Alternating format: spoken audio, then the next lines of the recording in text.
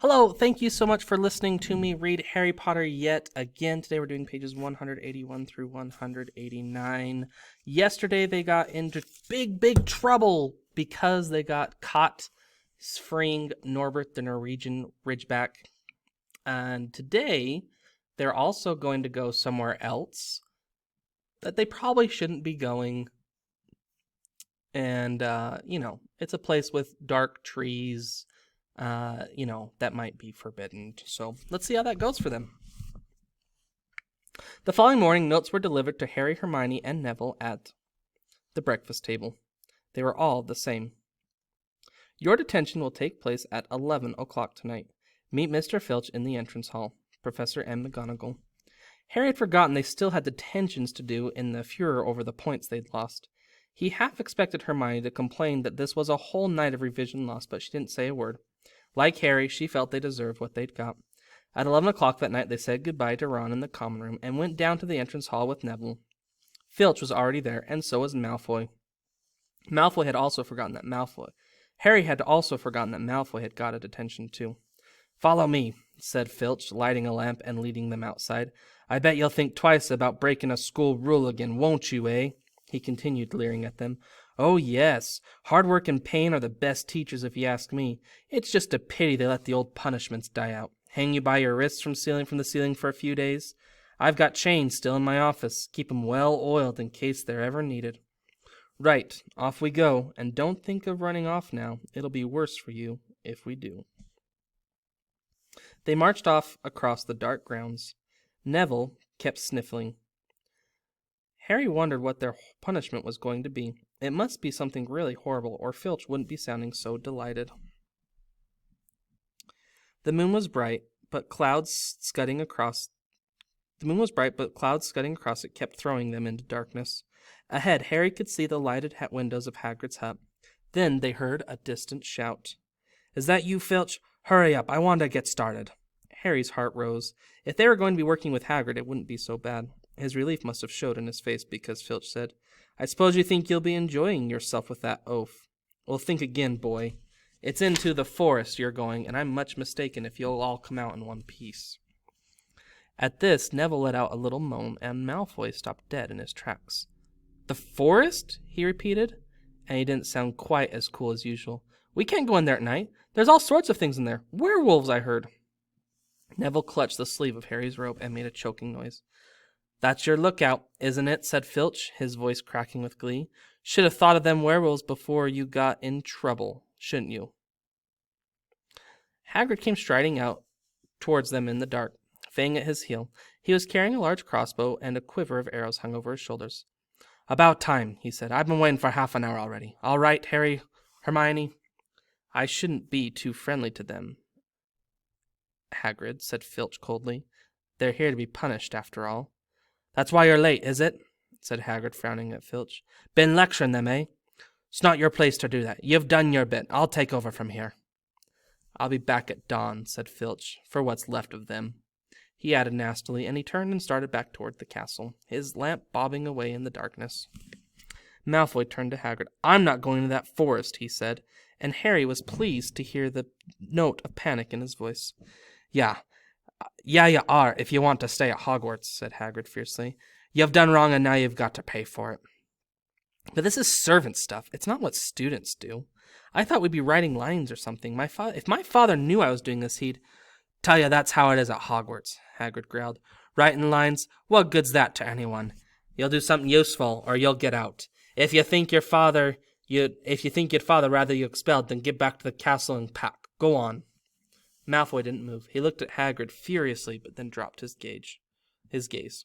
Right then, said Hagrid. Now listen carefully, 'cause it's dangerous what we're going to do tonight, and I don't want no one taking risks.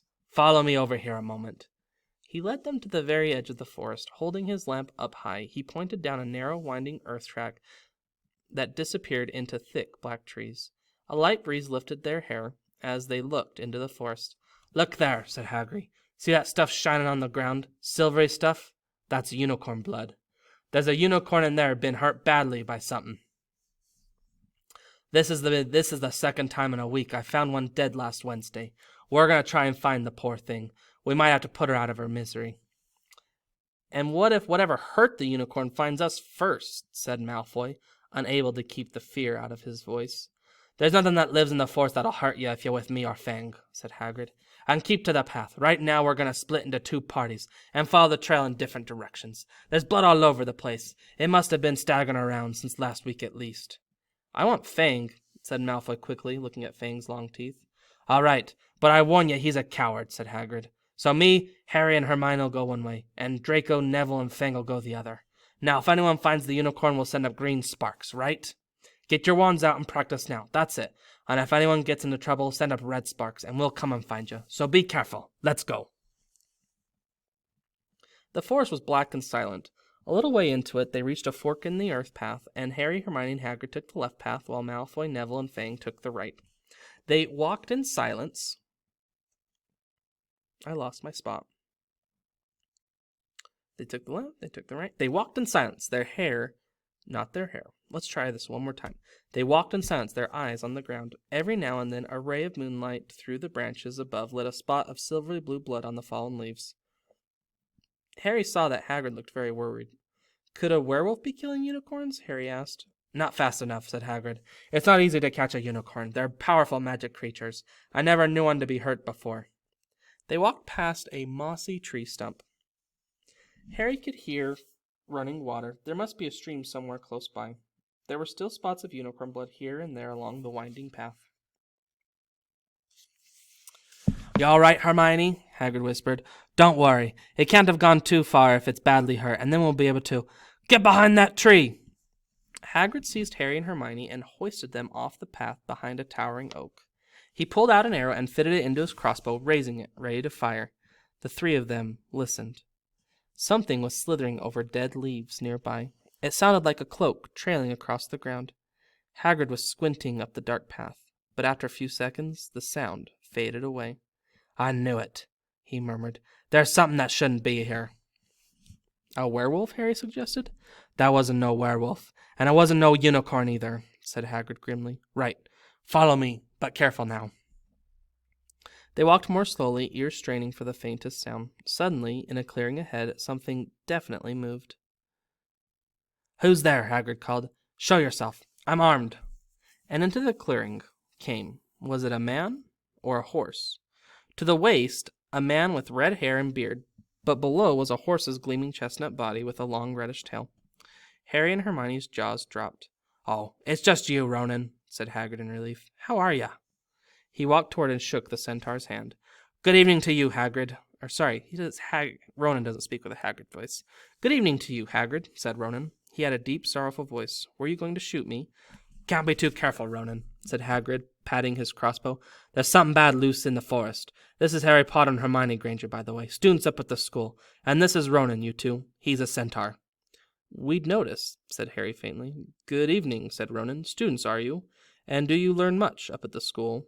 A bit, said Hermione timidly. A bit. Well, that's something, Ronan sighed. He flung back his head and stared at the sky. Mars is bright tonight. Yeah, said Hagrid, glancing up too. Listen, I'm glad we've run into you, Ronan, because there's a unicorn been hurt. You seen anything?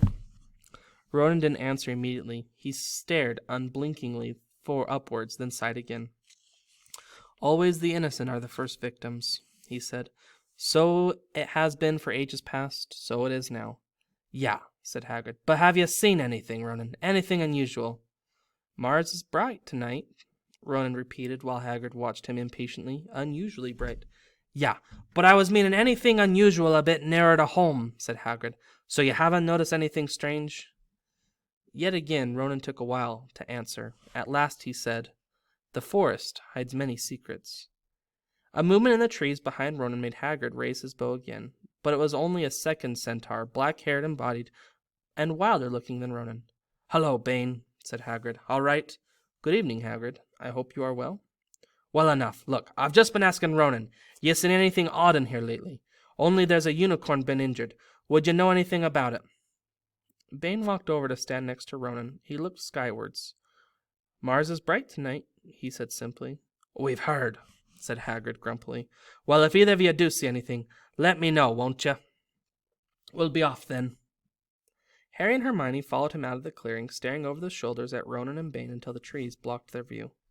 "Never," said Hagrid irritably. "Try and get a straight answer out of a centaur. Ruddy Stargazer's not interested in anything closer than the moon." "Are there many of them in here?" asked Hermione. "Oh, a fair few. Keep to themselves mostly, but they're good enough about turning up if I ever want a word. They're deep-minded centaurs. They know things. Just don't let on much." "Do you think that was a centaur we heard earlier?" said Harry. "Do you think that sounded like hoofs to you? Nah. If you ask me, that was what's been killing the unicorns. Never heard anything like it before." They walked on through dense, dark trees. Harry kept looking nervously over his shoulder. He had the nasty feeling they were being watched. He was very glad that they had been with Hagrid, and his crossbow with them. They had just passed a bend in the path when Hermione grabbed Hagrid's arm. "Hagrid, look!" Sorry, Hermione's voice. "Hagrid, look! Red sparks! The others are in trouble!" "You two wait here," Hagrid shouted. "Stay on the path. I'll come back for you." They heard him crashing away through the undergrowth and stood looking at each other, very scared, until they couldn't hear anything but the rustling of leaves around them. "You don't think they've been hurt, do you?" whispered Hermione. "I don't care if Malfoy has, but if something's got Neville, it's our fault he's here in the first place." The minutes dragged by. Their ears seemed sharper than usual. Harry's seemed to be picking up every sigh of the wind, every cracking twig. What's going on? Where were the others? At last, a great crunching noise announced Hagrid's return. Malfoy, Neville, and Fang were with him. Hagrid was fuming. Malfoy, it seemed, had sneaked up behind Neville and grabbed him for a joke. Neville had panicked and sent up red sparks. "We'll be lucky to catch anything now with the racket you two are making." "Right. We're changing groups. Neville, you stay with me. And Harry, Hermione, you go with Fang and this idiot." "I'm sorry," Hagrid added in a whisper to Harry, "but he'll have a harder time frightening you, and we've got to get this done."